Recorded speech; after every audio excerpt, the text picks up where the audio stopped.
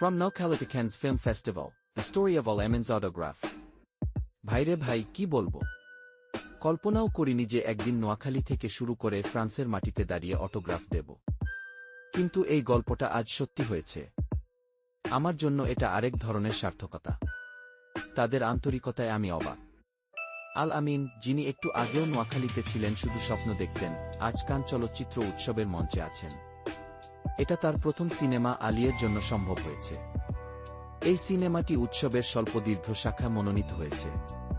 তার প্রথমবারের মতো কানে যাওয়ার গল্পটা কিভাবে অন্যদের সহায়তায় পথ চিনতে হয়েছে, কিভাবে কানে গিয়ে তার সিনেমাটি মনোনীত হয়েছে, সবই শুনতে খুব মজা। বাসস্ট্যান্ডে দাঁড়িয়ে আল আমিনকে অনেকেই এশিয়ান বলে চিনেছিলেন।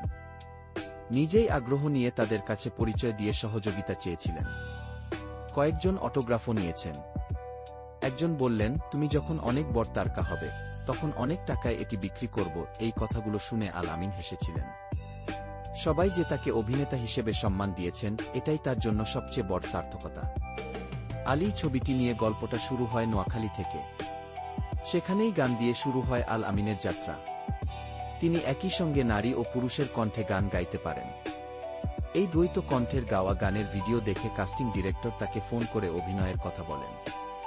প্রথমে তিনি এফডিসি ঘরানার সিনেমা ভেবে খুব একটা আগ্রহ দেখাননি। পরে পরিচালক আদনান আল রাজীবের নাটক দেখে তার সঙ্গে কাজ করার সিদ্ধান্ত নেন। এটাই ছিল তার প্রথম অভিনয়। সিনেমাটি শুটিং করতে মাসখানেক সময় নিয়েছিলেন আল আমিন। 7 দিনের শুটিংয়ে সিলেট ও সুনামগঞ্জে ছবিটি তোলা হয়। শুটিং শেষে খবর নিয়েছিলেন বিশ্বের গুরুত্বপূর্ণ উৎসবে সিনেমাটি পাঠানো হবে কিনা। কান উৎসবের খবর পেয়ে আগ্রহ বাড়ে। শুরুতে খবর ছিল যে সিনেমাটি কোনো উৎসবে জায়গা পায়নি, যা শুনে তিনি হতাশ হন। কিন্তু এপ্রিলে পরিচালক আদনান আল রাজীব জানান যে সিনেমাটি বিশ্বের সেরা উৎসবে নির্বাচিত হয়েছে। কয়েক হাজার সিনেমার মধ্যে আলী জায়গা পেয়েছে শুনে তার শরীর কাঁপছিল। এটাই তার জীবনের সেরা দিন। আল আমিনের গানের যাত্রাটা কিন্তু সহজ ছিল না। করোনার সময় বন্ধুদের উৎসাহে গান গেয়ে ফেসবুকে ভিডিও পোস্ট করতেন তিনি। শুরুতে নেতিবাচক মন্তব্য আসত। সরু কণ্ঠস্বরের কারণে অনেকে বুলিং করেছেন। কিন্তু এই মন্দ কথাগুলো তাকে স্বপ্নপূরণের পথে এগিয়ে যেতে সহায়তা করেছে। এখন তার অভিনয়ে আগ্রহ তৈরি হয়েছে। তিনি বলেন, এই জীবনে অভিনেতা শব্দটাই তার সেরা প্রাপ্তি। কান থেকে ফিরে অভিনয় করতে চান।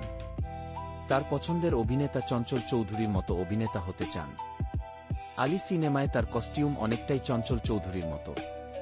অভিনয় ও গান নিয়েই তার নতুন জীবনের পথচলা শুরু হবে। আর এখন তিনি কান উৎসবে আলী যেন পুরস্কার পায়, সে প্রত্যাশায় দিন গুনছেন।